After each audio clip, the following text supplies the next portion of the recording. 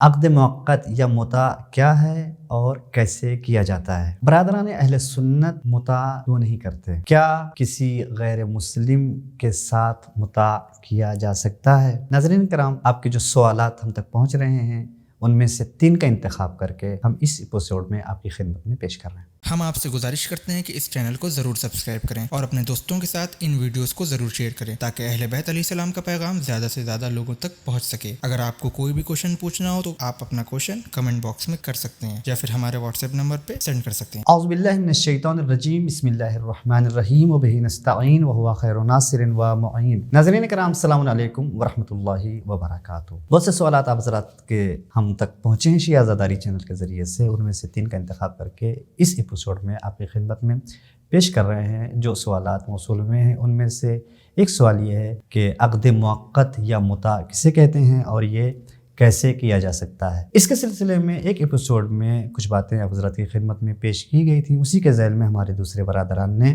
کچھ اور سوالات اس کے سلسلے میں ہم سے کیے ہیں، اس کے جوابات آپ حضرات کی خدمت میں اس ایپیسوڈ میں تفصیل سے پیش کیے جا رہے ہیں۔ متع یا عقد موقت بالکل اسی طریقے سے ہوتا ہے کہ جیسے عقد دائم ہوتا ہے، کوئی فرق نہیں ہے۔ جس طریقے سے عقد دائم میں یعنی جو نکاح ہوتا ہے، جو شادی ہوتی ہے، اس میں مہر طے ہوتا ہے، صیغہ عقد جاری ہوتا ہے، لڑکی کی رضایت شرط ہوتی ہے، ولی کی اجازت لڑکی کے لیے شرط ہوتی ہے۔ یہ تمام چیزیں عقد موقت یا متع میں بھی ہوتی ہیں، کوئی فرق نہیں ہے۔ ایک چیز اس میں ایڈ ہوتی ہے کہ جو عقد دائم ہوتا ہے، جو عام نکاح ہوتا ہے، اس میں کوئی وقت نہیں ہوتا، پوری زندگی کے لیے ہوتا ہے، لیکن موقت میں ایک ٹائم اور ایک وقت معین ہوتا ہے، بس صرف اتنا فرق ہے، اس کے علاوہ کوئی فرق نہیں ہے۔ بالکل اسی طریقے سے کیا جاتا ہے جیسے نکاح اور شادی عام طور سے ہوتی ہے، اسی طریقے سے عقد موقت بھی اور متع بھی کیا جاتا ہے۔ اسی کے سلسلے میں دوسرا سوال ہے کہ اہل سنت کے یہاں کیوں متع نہیں ہے اور ہمارے یہاں متع کیا جاتا ہے؟ پہلی صورت میں عرض کر دیں کہ جو کتابیں ہیں ہمارے یہاں، چاہے اہل سنت برادران اہل سنت کے یہاں، چاہے اہل تشیع کے ہاں، جتنے بھی علماء ہیں شیعہ اور سنی متفق ہیں اس پہ، اس میں کوئی اختلاف نہیں ہے کہ یہ عقد موقت سرکار دو عالم حضرت محمد مصطفیٰ صلی اللہ علیہ وآلہ وسلم کے زمانے میں مباح تھا، جائز تھا اور بہت سے اصحاب نے کیا تھا۔ اہل سنت کے عقیدے کے مطابق یہ حکم یا تو حکومتی اعتبار سے منع کر دیا گیا یا پھر منسوخ ہو گیا۔ اہل تشیع کے عقیدے کے مطابق یہ حکم منسوخ نہیں ہوا ہے اور دوسرے معصومین علیہ السلام نے بھی اس کے سلسلے میں فرمایا ہے کہ یہ کام کیا جا سکتا ہے، مباح ہے، جائز ہے۔ جائز ہونے کا مطلب، مباح ہونے کا مطلب یہ ہرگز نہیں ہے کہ آپ سے کہا جا رہا ہے کہ آپ کریے، نہیں۔ بہت سی چیزیں ہوتی ہیں جو ہماری ضرورت ہوتی ہیں، ضرورت کہ وقت وہ چیز کام آتی ہے۔ مباح کا مطلب کہ اگر ایسی ضرورت پیش آ گئی تو اس وقت آپ کریے، ورنہ اگر ضرورت نہیں ہے تو آپ شادی کیجئے، عقد موقت کی کوئی ضرورت نہیں۔ مثال کے طور پر میں سمجھانے کے لیے آپ کی خدمت میں پیش کر دوں کہ کہاں پر بہت سی ایسی سچویشن ہوتی ہے کہ جہاں پر آپ کے پاس صرف 2 راستے ہوتے ہیں۔ ایک راستہ یا تو گناہ میں مبتلا ہوں، زنا کریں، دوسرا راستہ ہوتا ہے نہیں، شرعی اعتبار سے ایک ایسا راستہ آپ کو خدا نے دے رکھا ہے کہ آپ اس کو استعمال کر کے گناہ سے اپنے کو بچا لیں۔ مثلا آج ہمارے یہاں، چاہے وہ مذہب کی بات نہیں ہے، چاہے شیعہ ہوں، چاہے سنی ہوں، چاہے ہمارے ہندو بھائی ہوں یا دوسرے مذہب کے لوگ، شادی ہونے کے پہلے عام طور سے کیا ہوتا ہے، ایک انگیجمنٹ، منگنی ہوتی ہے، انگیجمنٹ ہوتا ہے۔ شادی طے ہو گئی ہے لیکن ابھی شادی میں ٹائم ہے، 6 مہینے بعد، سال بھر بعد شادی ہوگی، تاریخ معین ہو گئی۔ ان 6 مہینے یا سال میں عام طور سے ہوتا کیا ہے، آپ لوگوں نے خود دیکھا ہوگا، مشاہدہ کیا ہوگا کہ پھر وہ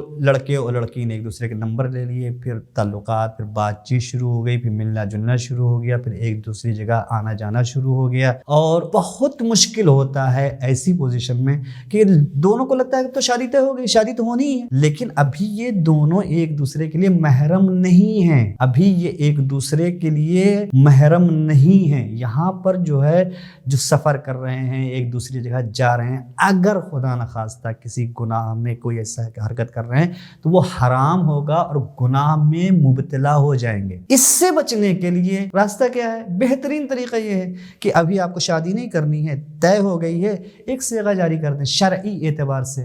انکاح تو قبل تو جس طریقے سے نکاح ہوتا ہے صیغہ جاری کر لیں. آپ کو لگتا ہے 6 مہینے بعد سال میں 1 سال کے بعد شادی طے ہو, اس لیے شادی کریں گے تاکہ ایک دوسرے کو سمجھ لیں لڑکی لڑکے. ٹھیک ہے, سمجھنے کے لیے کرنا ہے آپ کو, یہ کرنا ہے آپ سمجھنے کے لیے اسی مدت تک کے لیے 1 سال کے لیے 6 مہینے کے لیے 2 سال کے لیے آپ ایک صیغہ جاری کر دیں کہ ٹھیک ہے, ٹھیک سے سمجھ لو, ایک دوسرے کو سمجھ لو. اگر ایک دوسرے کے ساتھ سفر کر رہے ہو, کہیں آ جا رہے ہو, اگر خدا نخواستہ کوئی ایسا کام ہو جا رہا ہے تو تم گناہ سے بچے رہو گے, چونکہ شرعی اعتبار سے تم زن و شوہر ہو, میاں بیوی ہو چکے ہو. اور اگر یہ رشتہ صحیح ہے, ایک دوسرے کو سمجھ چکے ہیں, تو یہی عقد موقت عقد دائم میں تبدیل ہو جائے گا, کوئی مشکل نہیں ہے. لیکن اگر یہ صورت ہمارے پاس نہیں, یہ راستہ ہمارے پاس نہیں ہے, منگنی کر دی ہم نے, انگیجمنٹ کر دیا, اب لڑکا لڑکی ایک دوسرے کے ساتھ کہیں آ جا رہے ہیں, گناہ میں مبتلا ہو رہے ہیں, تو پھر اس کے لیے اس کا مطلب یہ ہے کہ کوئی ہمارے پاس راستہ نہیں ہے. تو آپ خود غور کریں کہ کون سا راستہ بہتر ہے, گناہ سے بچنا بہتر ہے یا کوئی ایک ایسا راستہ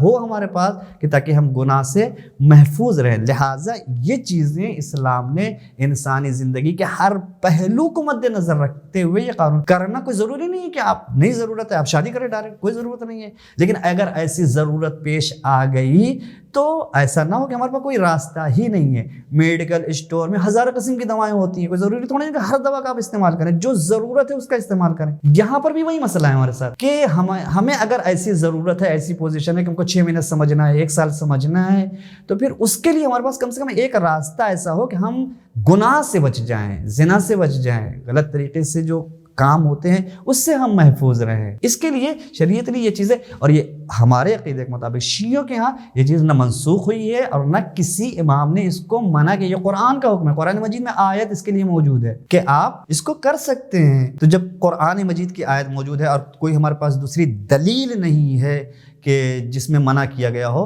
تو پھر یہ چیز ہمارے یہاں ہے اور کر سکتے ہیں, جائز ہے. لیکن کر سکنا اور جائز ہونے کا مطلب یہ نہیں ہے کہ بغیر کسی وجہ کے آپ یہ کام کریں. ہاں, کر لیا اگر کسی نے تو کوئی حرج نہیں ہے, گناہ نہیں ہے. اسی سے متعلق ایک سوال اور تھا کہ کیا غیر مسلم خاتون سے مطاع کیا جا سکتا ہے یا نہیں کیا جا سکتا. اس کے سلسلے میں آیت اللہ سیستانی حفظہ اللہ اور دیگر مراجع کرام کا جو فتویٰ ہے وہ یہ کہ اگر کوئی خاتون غیر مسلم ہے لیکن اہل کتاب ہے, یعنی عیسائی یا یہودی ہے جس کو اہل کتاب کہتے ہیں, تو ان سے عقد موقت یعنی مطاع کیا جا سکتا ہے.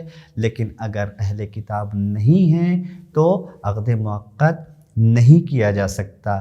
لیکن کسی بھی خاتون سے چاہے کتاب اہل کتاب ہو یا اہل کتاب نہ ہو, عقد دائم ان سے نہیں کیا جا سکتا ہے. اس کے ساتھ ساتھ کسی بھی خاتون شیعہ عورت کا عقد چاہے موقت ہو یا غیر موقت, کسی بھی صورت میں غیر مسلم سے کرنا جائز نہیں ہے, نہیں کیا جا سکتا.